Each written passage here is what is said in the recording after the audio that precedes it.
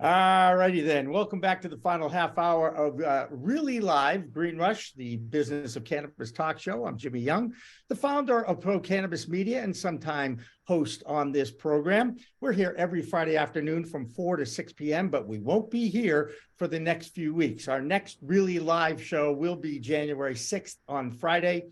Same bat time, same bat channel, and we will at that time give out the results of our poll this is the first time we've ever done a poll, and it is the top 5 news stories of 2022 in the cannabis industry.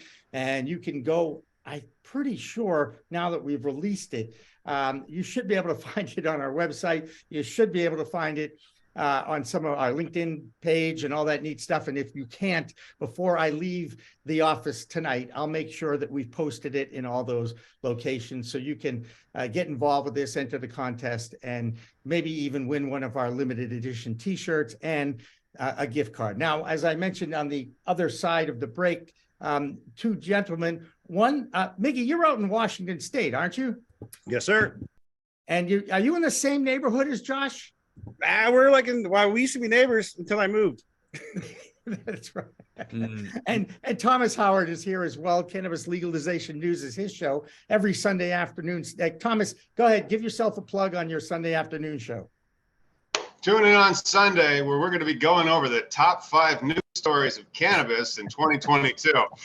That's right. The gang recycles your trash, guys. Sometimes you come on the podcast to do another podcast. But no, I mean, tune in. We have a great time, and we go over the week in cannabis legalization, and then we have a little bit of fun. And so now we've been splitting the show up. And so if you guys want to come on the podcast, you'd be on 420 Somewhere, our deep dive into the cannabis industry with a guest. And then that's more of our sponsorship type of thing.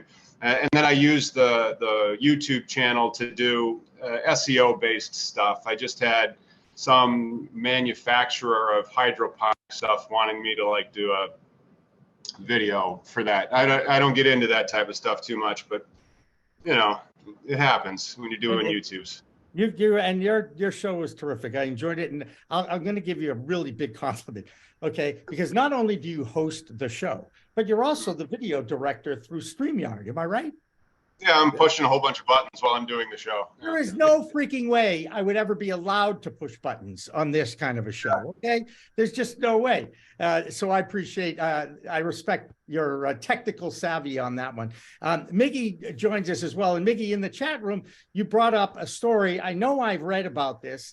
Let's talk a little bit about the Cowboy Cup controversy. If you can, give us a little background on it, and then we can get into it a little bit. Go ahead. Yeah, well, I mean, it really sparked my interest because that's what I do for a living. I work in quality, you know, and so like this, and it's a big issue with cannabis, period, right? Talking about quality, and then as you guys talked about, like getting it grown in one state versus another state, right? Like, I always think it's kind of funny, right? It's like, what, people on the East Coast don't shit, right? Like, I mean, saying like there's this parity that we're like, this side is gonna be different than this side, but if you do it right and if you understand the plant and growing things, but and again, cost effectiveness is always gonna be a thing, but that's a business thing, right? I'm just talking about the plant. And so in Oklahoma, at the recent Cowboy Cup, I guess they brought in last year, they had issues, and you guys can fill me in. I didn't dig much into this because when it comes to quality and it comes to testing cannabis, you get into like the biology of things, you know, and molds and pesticides. And you know, I'm very basic. I look at it, I'm like, all right, there's nothing strange in there, and there's no hairs that are not human or dog, and I'll smoke it. But like, you know, people really get into it. And so they found a lot of things in some of the judges. They're questioning, did the mold occur when it left? Did it occur when it was like not transportation wise? And I kind of find it funny because in a regulated state market, that wouldn't even be a question. Like here in Washington State, right? It gets packaged and sits on the shelf, let alone set into a contest. So I just thought it was funny that, you know, the quality, or at least people felt like their shit was being torn apart through other third-party testers. And you know, I mean, it's just what it is. You know, and I didn't dig much after that. I don't know if you guys know more about the Cowboy Cup situation. But well, it sounds like it's very similar to what we were talking about, the challenges of the testing lab, and when that testing lab comes out, and how fresh is the quality that they're testing, and is there a a line that every testing lab has, you know, and who goes over it, who doesn't, and are they actually, I don't know, perhaps something nefarious is going on with testing labs? I'd be shocked to hear that money might be changing hands and they may be doctoring some of those results. Well, Thomas, am I being a little, I don't know, crazy? No, we have news stories all over the place about people doctoring, and then we haven't done that episode. We should do it because it's interesting how to cheat a testing lab to up your THC levels, how to commit fraud on your clients.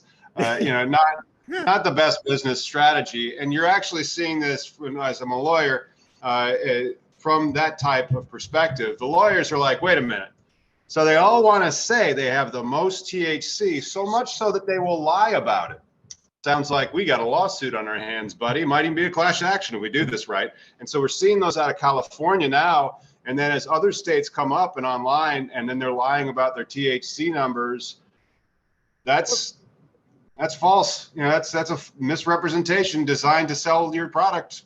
Hey, Mickey, call me crazy, but I bet you know it isn't the amount of THC that you should be deciding what you buy. Am I right on that? Right. But, you know, in this situation, too, it's not the THC that was being questioned, but it's the actual like molds and stuff being found in the actual plant matter. So the issue here really is handling of the plant, right? Like, did they put it in a nice dry area? Was it, you know, it sounds like something grew that shouldn't have been there, but it's not THC levels.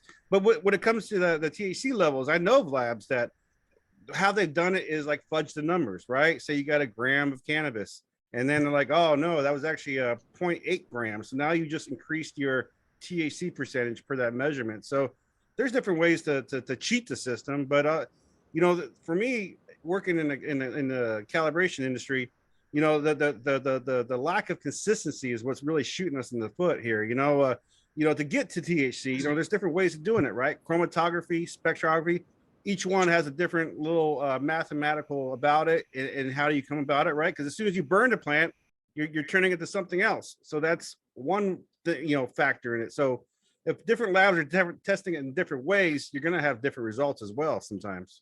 Yeah.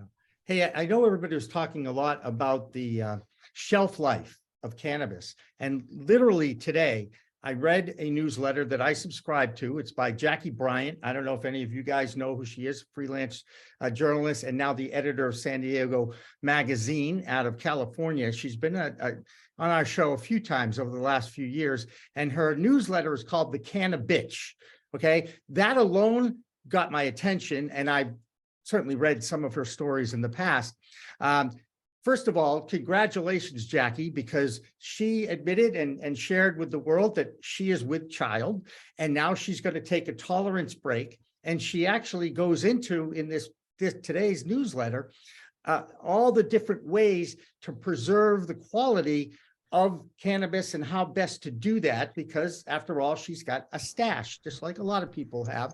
And she's not going to partake during her pregnancy. So first of all, congratulations, Jackie. Great column as always. If you don't know The Cannabitch, I'm going out on a limb thinking if you Google Cannabitch, the newsletter will come up and Jackie with it. So any of you people know Jackie by any chance?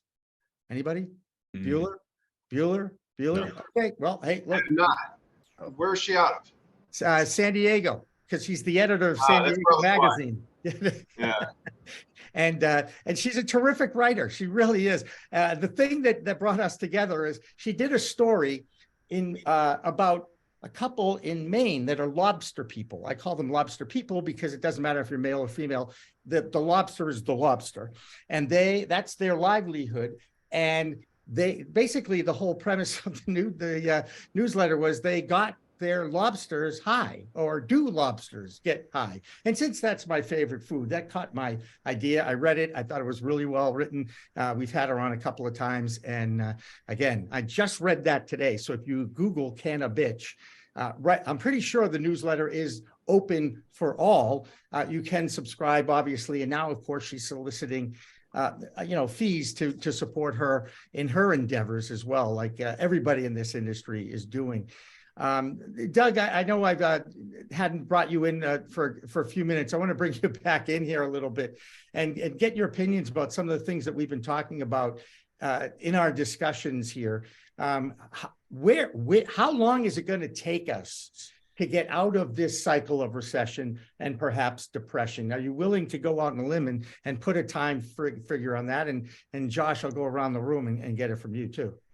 I would say we're looking at a good year and a half before things start to get a little bit better. I tell everybody, be prepared for the next year and just make sure that you can get through it, because it's going to be rough. But yeah, at least a year and a half before the economy really starts to shift and change around. And then by that point, we'll be obviously having another election happen. So it'll probably be around the point when somebody else takes the White House, because this administration hasn't done hasn't been doing a whole lot of good, we'll say.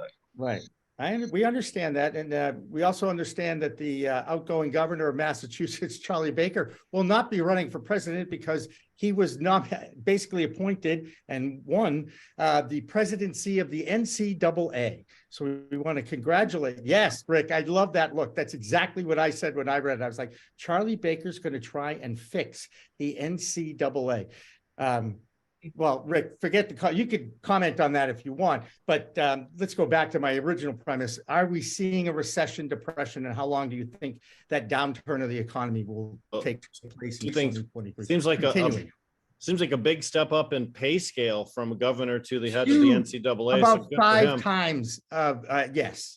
Second thing is, I think cannabis is probably a not safe for work Google search based on what I know about those particular phrases in the OnlyFans network. So, you might want to just be more cautious about where and when you search for that particular thing. But as far as looking at the federal relief, Safe Banking Act has been so close so many times and has still disappointed us over and over and over again. Considering what we heard earlier today from Morgan Fox, I'm just discouraged by the thought of any federal relief, which means that any kind of resolution to problems is going to have to come on a state by state level, which means there'll be a lot of losers out there. There'll be a lot of people that really don't get the support that they need from the federal government. So I think we're looking at least a year and a half to 2 years, as Doug mentioned, before we can really wipe the sweat from our brow, but it's going to be a really tough 16, 18, 20 months. Hey, Josh, what's your feeling about it? I think in order for the phoenix to rise from the ashes, it's going to take 3 to 5 years, and that's because a lot of the carnage needs to happen. And to Aaron's point about that counterparty risk, there's a lot of that has to fall out. And David had mentioned the $500 million in the top 10 MSOs in the US owing taxes to the IRS. That is the canary in the coal mine. And it's not just here in the US and Canada. They owe almost 75 million in the US. That's 172 out of 259 companies. 66% are struggling in Canada as well. So they may not owe as much to the federal government. What it's telling us is they are all failing, and they had first mover advantages. They played with other people's money at fairly low rates, and they still can't do it. So expect all of these mom and pops, 85%, to go out of business, but a lot of them still aren't paying themselves and able to kind of draw it out. So it's going to take about 3 years for that to really be obvious to anyone. And then a couple of years to develop a new market, a new connoisseur market that we're all patiently waiting for. Patiently? I don't know about that, but we're waiting for it for sure. Thomas, What's your feeling about the downturn of the economy and its impact on the cannabis industry? Well, I don't think it's going to be as bad as they say. I think it will be somewhat bad. And I don't know what's going to happen in 2024 because of the presidential election. The Safe Banking Act and federal resolution, federal guidance there, gone, completely gone. And then depending on how that 2024 election goes, could be gone for a lot longer. But, for right now, for the next 2 years, I'm hopeful that the results, and that's one of my top 5 stories, was Biden's executive action from October this year, the October surprise prior to the 2022 election. another one of my top 5 stories, the 2022 election. I digress. But I think that he's going to have another October surprise come 2024, and they're going to announce the results saying we recommend that in our next administration, we will reschedule in our next administration. And so like they're saying like, hey, get rid of us at your own peril. And so do one of those things. But for the S&P, yeah, it's selling off hard. I think the bear market started 12 months ago, and then it has maybe about like another 3 to 6 months, and then it's pretty much washed through unless China comes back, and then the war in Ukraine also resolves. Trying to keep ahead of inflation might take a little bit of time, but the market sold off pretty good. I just don't understand where in the fundamentals on the balance sheets of the American consumers, or even like most companies, where are they going to be underwater, like repriced how it was in 2008 with real estate, just taking all of real estate down 25%. Stocks reprice much quicker. Speaking of stocks, that's Doug, my stock expert here. He's actually going to be joining the We Talk News team and give us a weekly stock report on cannabis stocks in under 90 seconds. Nice. What we ask. Right. Quick and dirty, people. I know how to produce content quick and dirty and how the importance is. Where are you going, Thomas?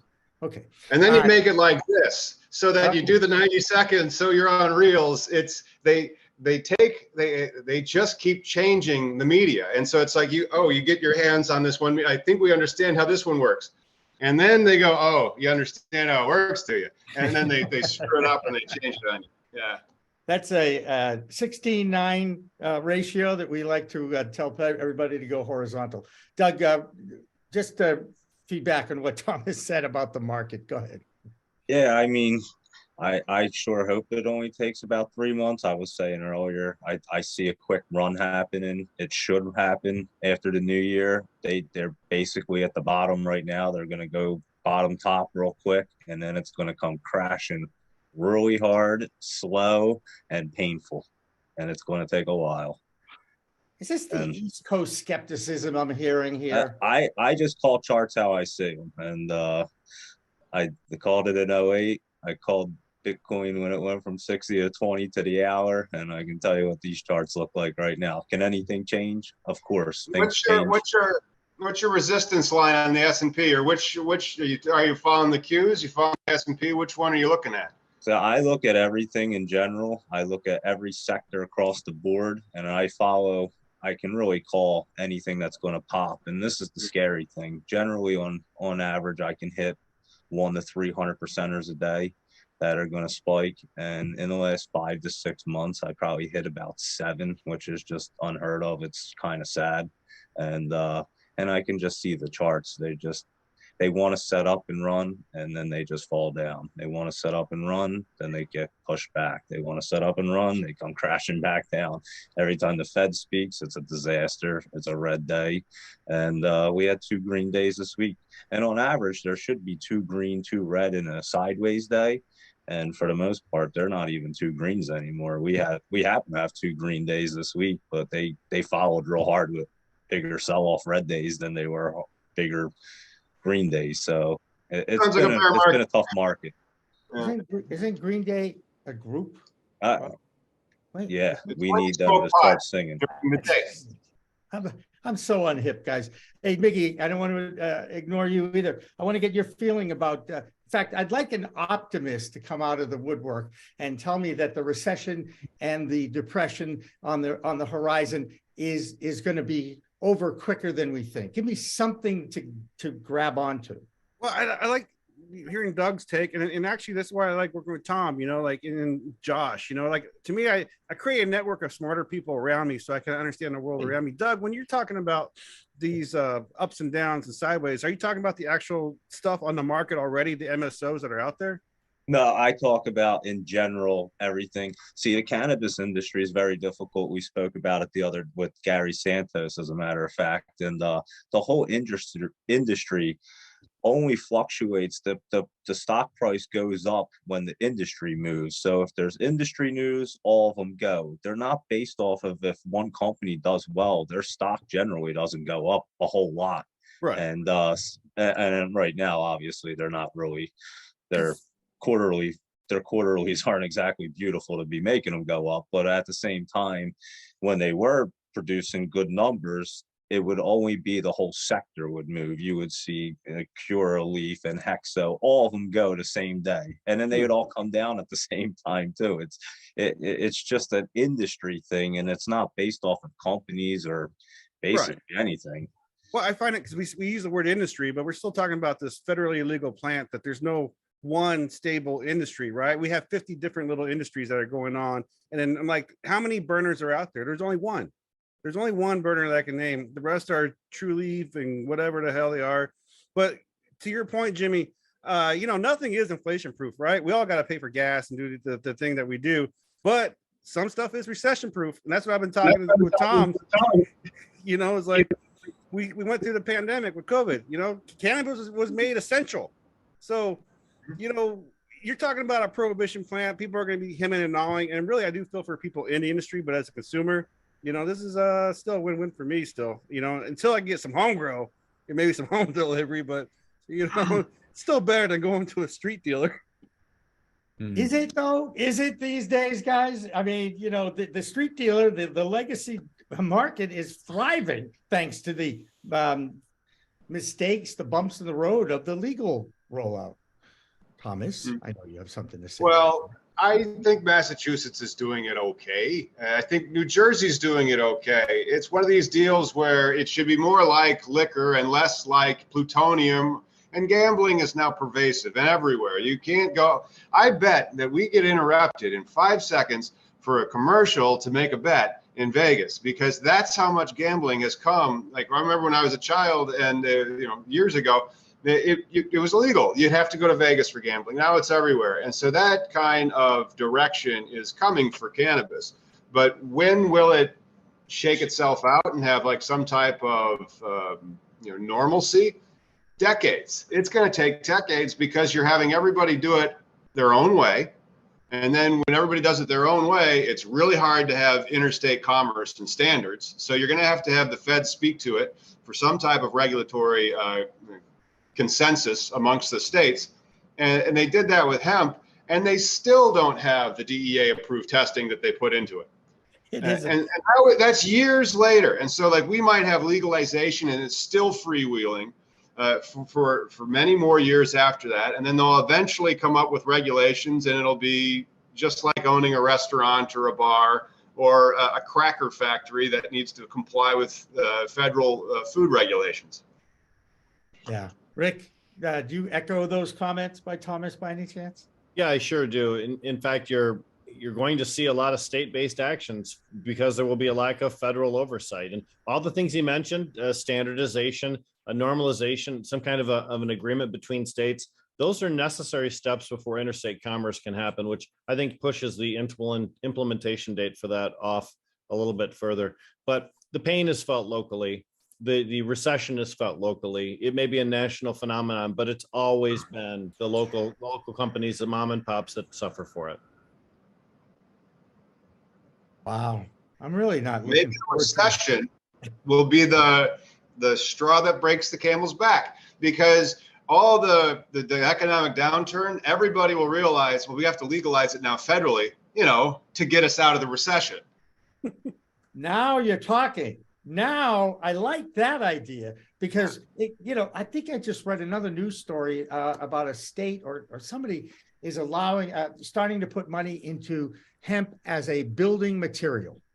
Did I not see that somewhere? But we all know it can be a building material, and I know I saw a change in the direction of hemp, and they're starting to recognize all the positives that this plant can deliver to our, not just our economy, but our environment too, guys. I mean, it seems to me, if we put some research into that plant, like we're supposed to be doing now, they're going to see all sorts of, I know I saw Henry Ford make a car out of hemp in my history of hemp presentation.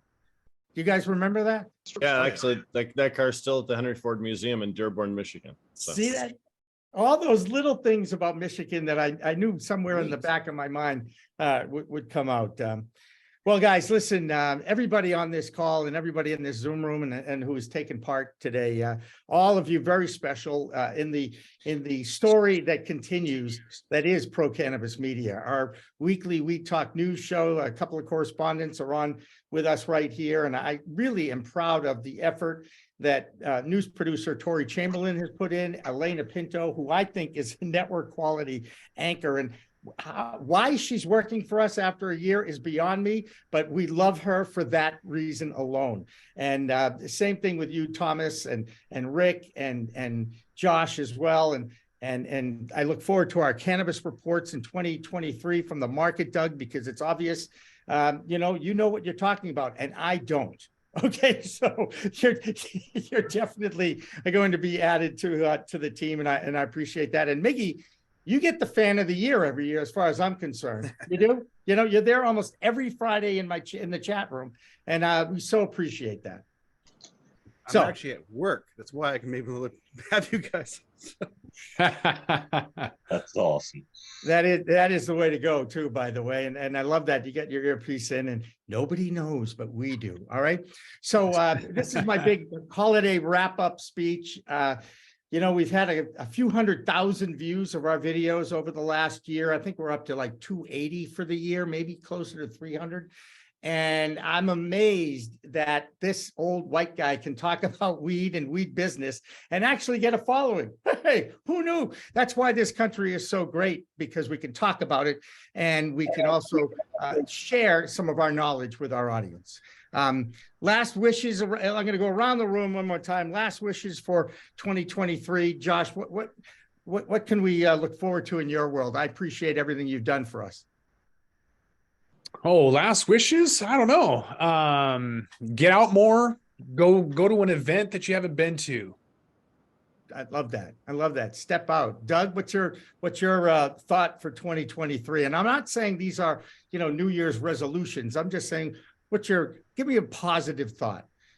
I was going to actually say, just have positive energy. It's all about having a positive attitude for everything. Yeah, the economy may not be the greatest. There's always a great opportunity for something, as long as you have your eyes open and you're paying attention and you're positive. That's how things happen. Love that. Rick Thompson. Cannabis social equity programs. I really hope that people find a way to make them work in different states, and then that success solution is emulated across the nation. Isn't that a nice thought? Thomas? Oh, well, I really hope that we can see you guys out there at the trade shows. I really wasn't out very much this year, and I felt bad about that. But I had to run a company, and now I feel like it's going to go out of business next year. Oh, God, no. Don't say that. Don't say that. Speaking of trade shows, Miggy, hold your thought. I don't know if you guys saw the news item, but friend of Pro Cannabis Media, Chris Walsh, the CEO of MJ Biz Daily, is now the ex-CEO of MJ Biz. He has resigned and moved on, and we don't know where and what he's doing. However, we wish him well, because they've been great towards us over the years. And I guarantee this last MJ BizCon will be the last one I'm not at least I think so, if I live so long. Miggy, tell me a positive thought to send us off into 2023. Yeah, by the way, we had him on the show, and really nice guy. But he is a great guy. I am looking forward to, hopefully the DOJ and DOH have a statement next year, right? I mean, there's been a directive laid out there. Come on, let's get this, because it's not McConnell. That's right. It's just a federal agency, right? Just the federal agency, right? All right. Hey, once again, for everybody who works on this show, Dan French and Isabel Turner, I so appreciate the work you put in for all of us here. Remember, it is a whole new world of weed out there. Use it responsibly. Thanks for watching. Thanks for listening.